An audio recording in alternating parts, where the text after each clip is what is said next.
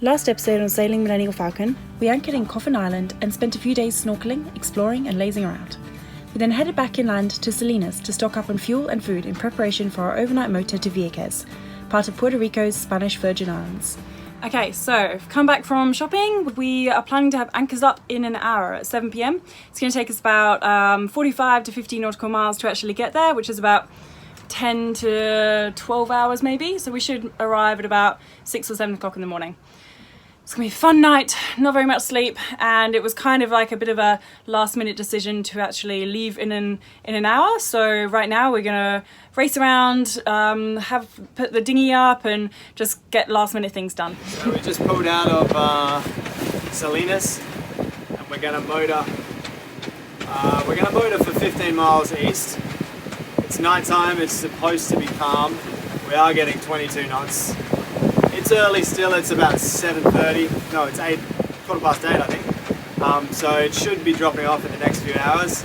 If it doesn't, we have a contingency about 15 miles east down the coast where we'll stop. It's an easy approach and we'll drop off in if it gets worse through the night.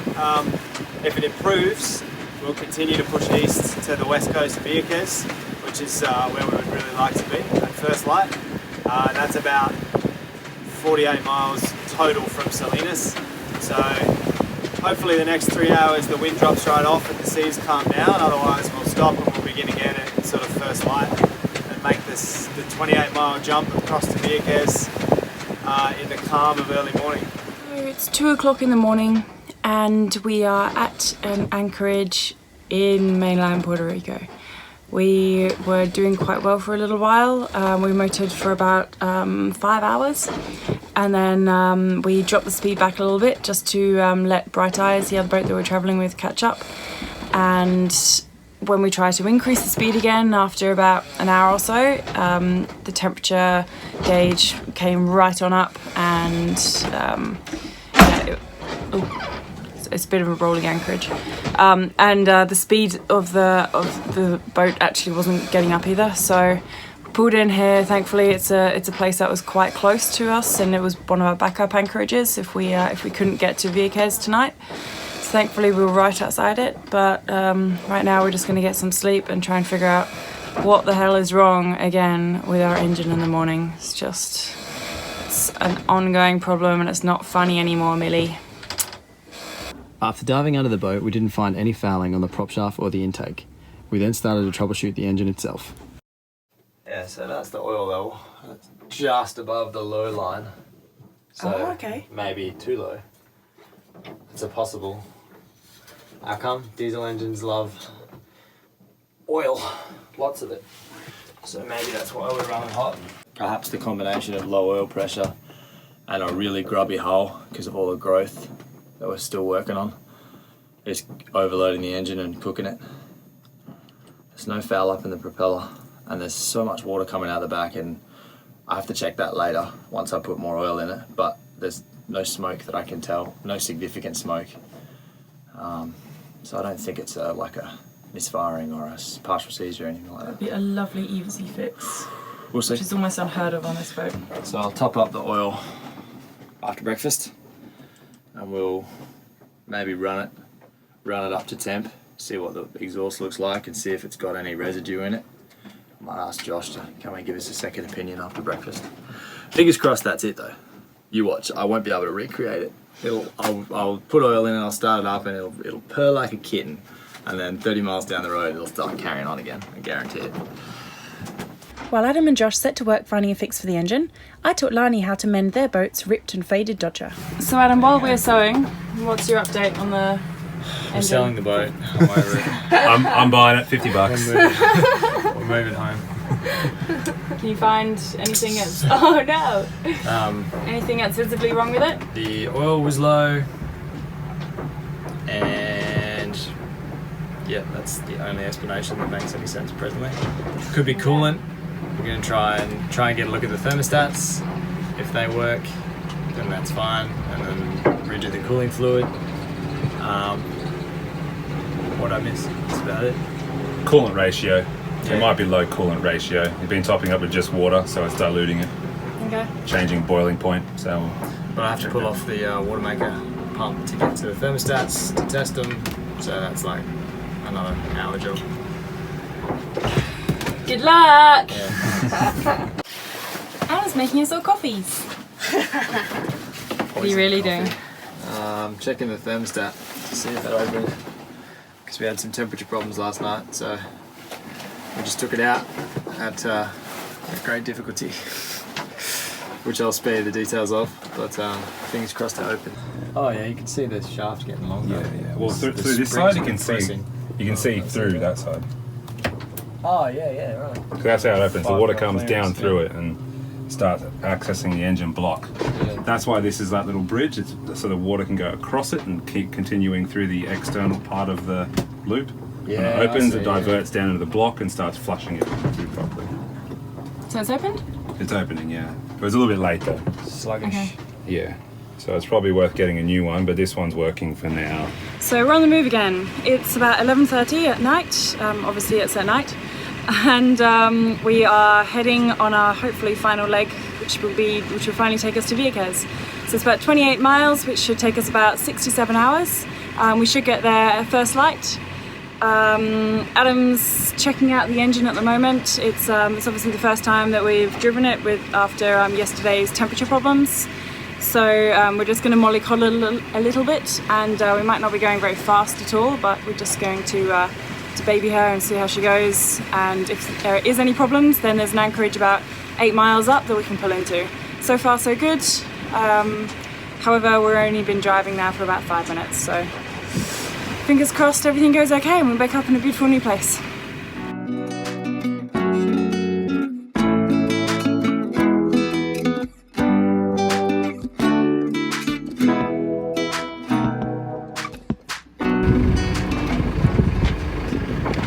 Dive on it this time, King? Sure. Yeah? Gonna get footage of it to show everyone at home? It's really gross though. Seagrass. You can see the bottom, it's like 15 feet and you can see the bottom. I'm tired and hungry. It's not better.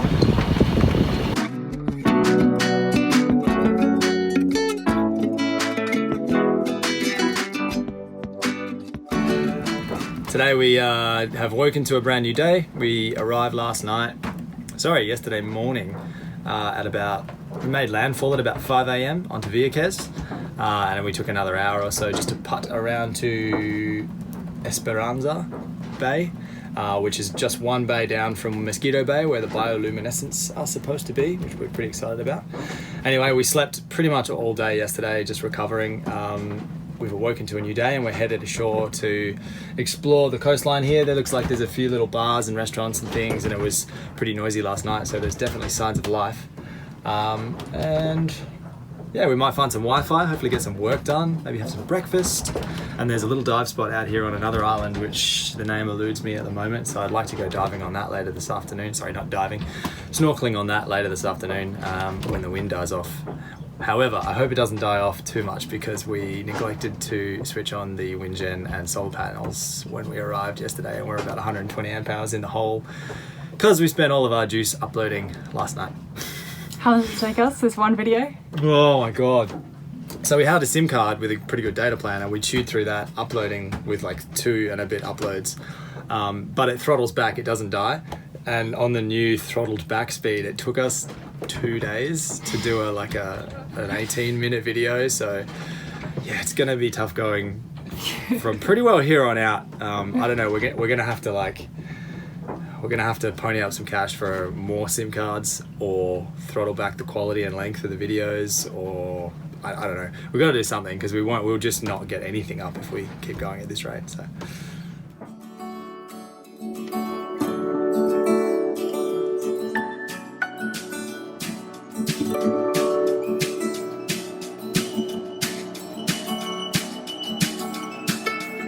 Right. It's alright. Looks like there's a party that's been going on and No. tents over there. Alright, it seems to be the main strip. It's pretty fancy pants.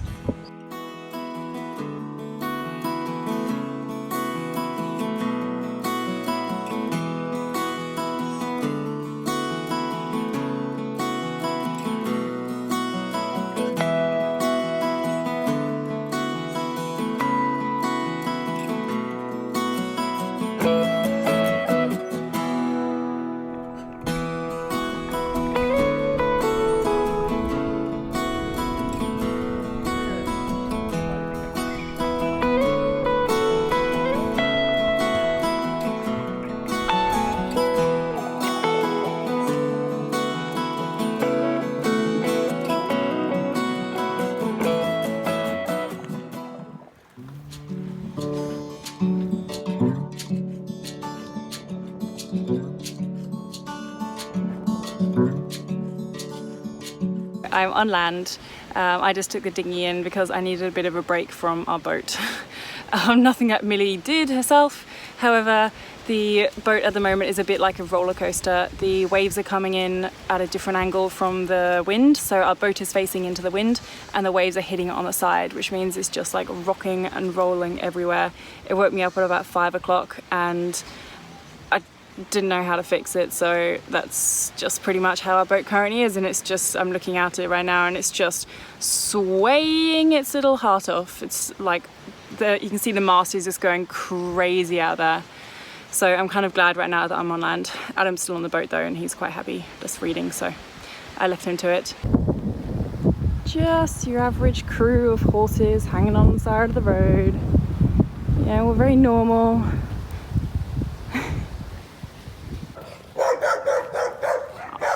Their mates have come to join them. This is such a funny town. Okay, I just asked in the local hotel and they said that the only petrol station is up at Isabel Beach, which is about half an hour car ride from here. There's only 2 petrol stations on the whole island, so I don't think we'll be getting any diesel from here.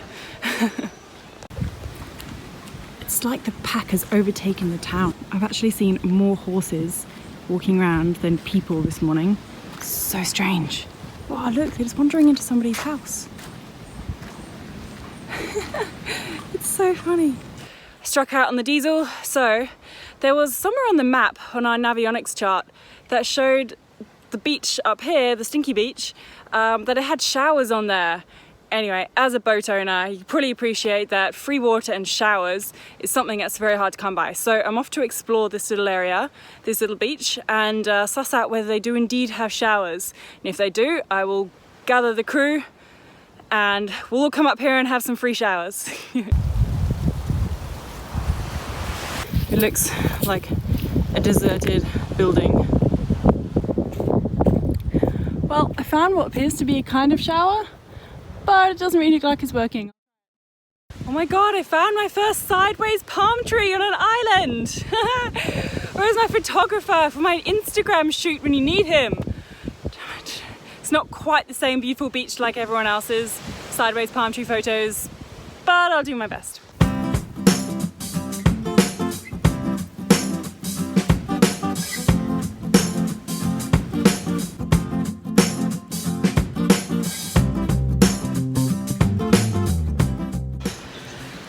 Back to the roller coaster, see what Adam is up to.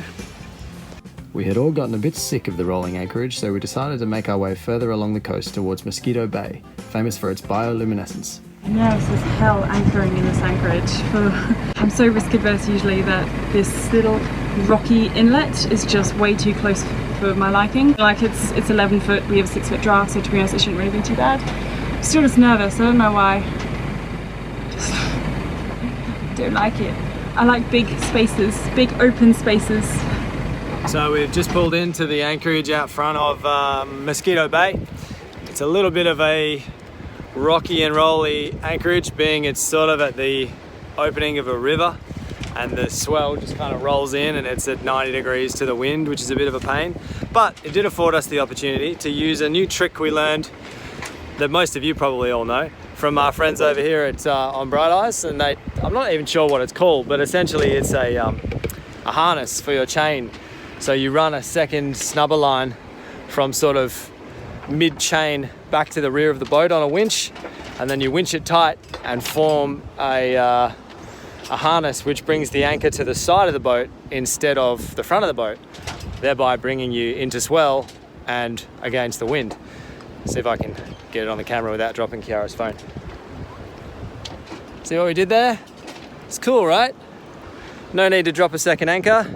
No fuss, no muss in the morning. You just undo it, let it go, and haul the anchor as per normal. And if your angles change, you just crank some more in or let a little bit out. It's pretty good, not hard at all. So we just hopped in the dinghy. We've loaded everything up and we're on our way to the Bioluminescent Bay, south side of Vieques. We're going to take the tender as far as we can, but we're not going to drive into the bay because it just trashes the place. So we'll pull the tenders up and go stealth mode with the oars all the way into the bay, and then hopefully, with any luck, it'll be a nice dark night, which it's pretty good. The moon's not up yet. It's not going to be up for a while. And we'll get a bit of a light show. We've got the snorkeling masks if we decide to go in, which I think we will. And I'm pretty excited.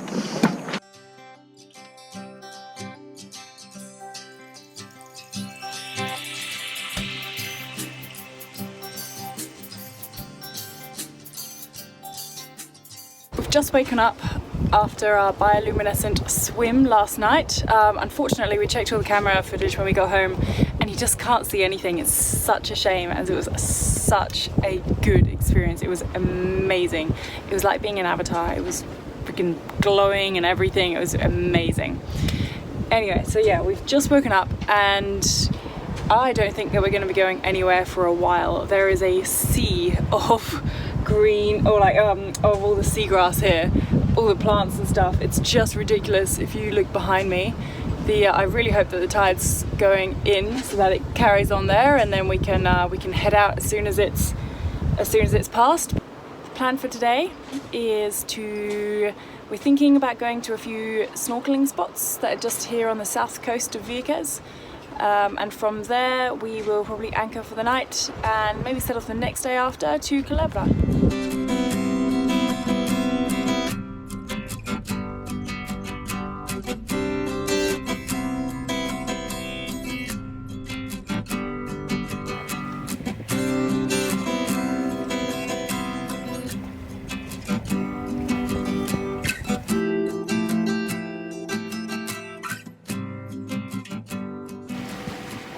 So Adam's sitting at the front of the boat today because he's too afraid to hear the engine noise. Not too afraid, but he's just really on edge whenever he hears the engine, because we've just had so many problems recently with the engine that he just doesn't want to hear it for just one trip.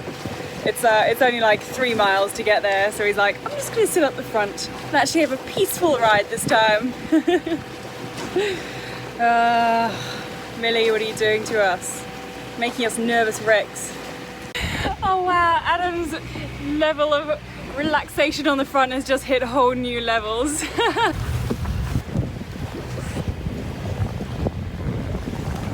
found your true captain's chair. Leading from the front. So Khiara's, you're notoriously bad at diving on anchors / getting in the water unaccompanied. It's your first adventure into the Big Blue solo. Nervous, okay? It's not Big Blue. If you say that, then I'm going to freak out. It's Big Blue. I'm just full going to of dive on barracuda. the Remember that anchor. barracuda on the boat yesterday that nearly took my arm off? Yeah. Please stop, or I'm not going to get in. And we all know that you need Do you to think go he in followed after. us? You're horrible. In you go.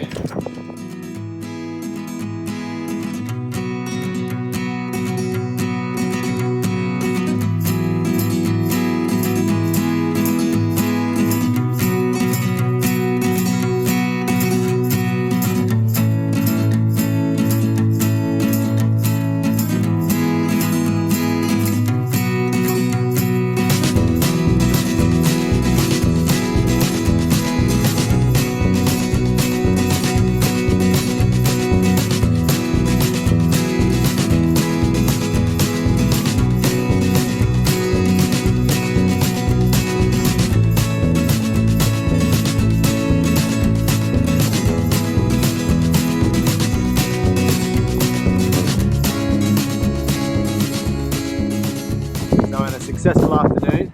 Lani got first blood on her spear. She's got a lionfish, which will make for a nice little entree. Doesn't mean I don't feel bad. I'm gonna cry myself Borderline to on tears right now.